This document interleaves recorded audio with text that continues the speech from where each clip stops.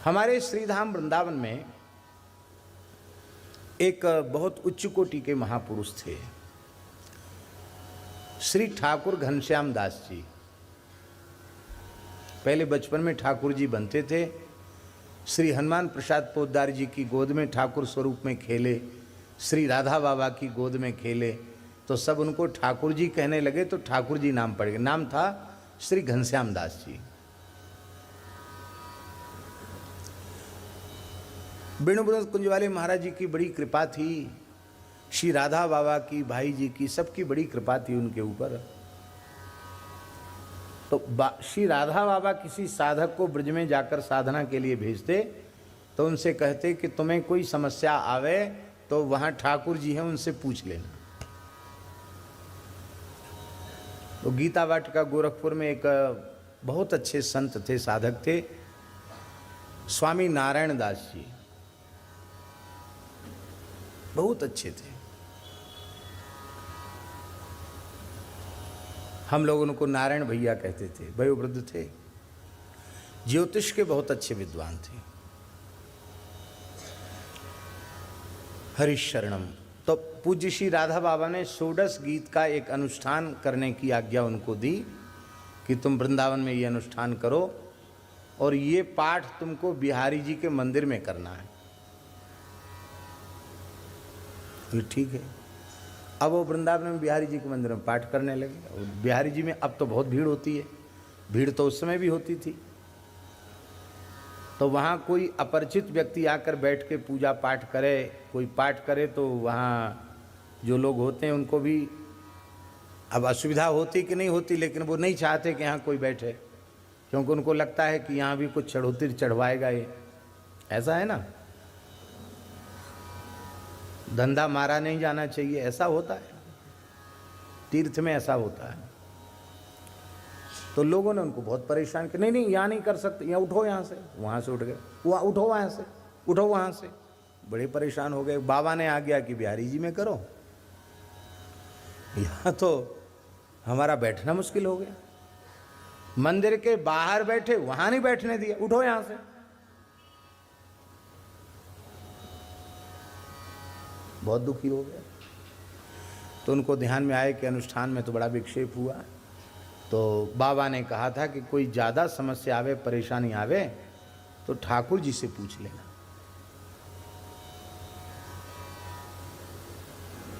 तो उनका चलो ठाकुर जी से पूछ लेते। तो वेणुवृंद कुंज गए और ठाकुर श्री घनश्याम दास जी से पूछा उन्होंने कि ऐसे ऐसे समस्या आ गई। बाबा ने कहा था अनुष्ठान करो, और यहाँ तो बिहारी जी में तो बड़ा मुश्किल है, भीतर भी बैठने नहीं देते, बाहर भी बैठने नहीं देते, क्या करें। अच्छा, इतनी भीड़ में चित्त की एकाग्रता भी नहीं बन पा रही है, तो भीतर से सुख भी नहीं मिल रहा है, क्या करें। बाबा की आज्ञा का पालन नहीं हो रहा।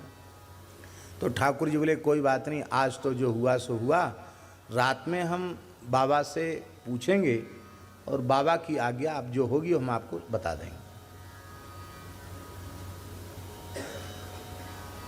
बाबा से पूछ के आपको बता देंगे। कहा ठीक है। वो अपने निवास पर चले आए। मन में सोचने लगे कि ये रात में कैसे पूछ लेंगे। उस समय टेलीफोन और ये मोबाइल तो था ही नहीं, और टेलीफोन भी वहाँ उनके पास नहीं था। टेलीफोन का आविष्कार तो हो चुका था, लेकिन वहाँ सुविधा नहीं थी टेलीफोन। और बाबा टेलीफोन छुए या टेलीफोन से बाबा से कोई संवाद हो, ये संभव नहीं था। तो मन में सोचा कि ठाकुर जी ने ऐसा कैसे कहा कि हम बाबा से पूछ के सवेरे बता देंगे, अभी तो नहीं, अब रात को पूछ के बता देंगे। लेकिन मन में सोचा कि नहीं, ठाकुर जी भी उच्च कोटि के संत हैं और हमें संदेह नहीं करना चाहिए, अपने तो ठाकुर जी जो कहेंगे सो मान लेंगे। सवेरे नारायण दास जी गए, बताओ क्या आज्ञा है। उन्होंने कहा कि बाबा ने कहा कि बिहारी जी केवल मंदिर में नहीं है, मंदिर के भवन में नहीं है, मंदिर की दीवार में ही नहीं है। नारायण दास से कह दो कि जिस कमरे में उसका आसन है, उस कमरे में ही किसी भी दीवार की तरफ मुंह करके बैठ जाए और समझ ले ये बिहारी जी की ही दीवार है, गर्भगृह की, यहाँ सामने बिहारी जी हैं, ऐसा भाव करके पाठ करे अब वहीं उसका काम बन जाएगा। उनको बड़ी सुविधा हो गई कि तो बहुत अच्छा हुआ, जहाँ हम रह रहे हैं वहाँ से जाना भी नहीं पड़ेगा, वहीं पाठ हो जाएगा। बहुत बड़ी प्रसन्नता, बहुत प्रसन्नता की बात हो गई। लेकिन उन्होंने कहा कि आपने ये बात बताई कैसे? बाबा से हमारी बात हो गई। उन्होंने कहा हम आपकी बात पे संदेह नहीं कर रहे हैं, हमको तो समाधान मिल गया, लेकिन हमारी जिज्ञासा है कि आपने रात को कैसे संपर्क स्थापित किया। बोले हम सबको तो नहीं बता सकते, पर तुमको बता सकते हैं, पर यदि तुम अविश्वास करोगे तो तुम्हारी हानि हो जाएगी।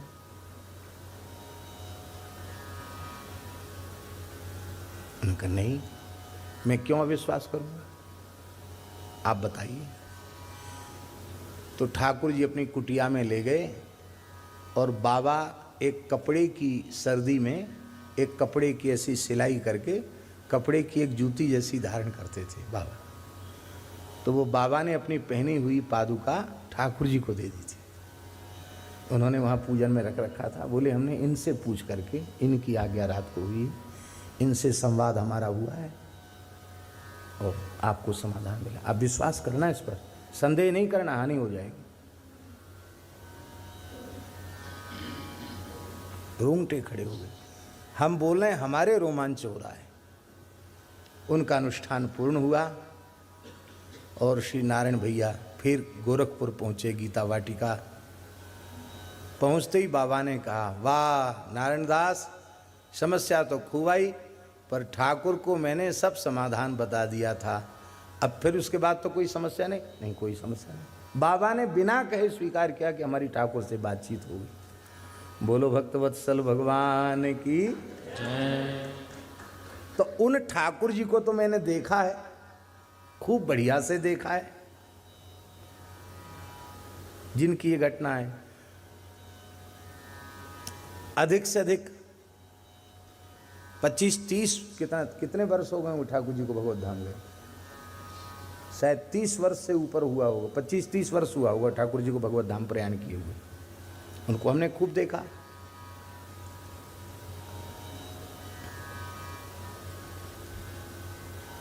तो हमारे कहने का अर्थ है, ये घटना ज्यादा से ज्यादा 40 साल पुरानी होगी, 45 साल पुरानी होगी, मान लो ये संवाद वाली बात।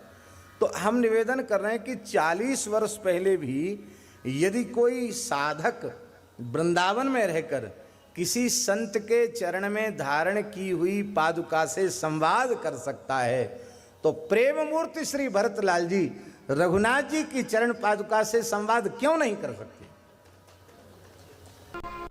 राम कृष्ण की प्यारी गैया सारे जग की माता है।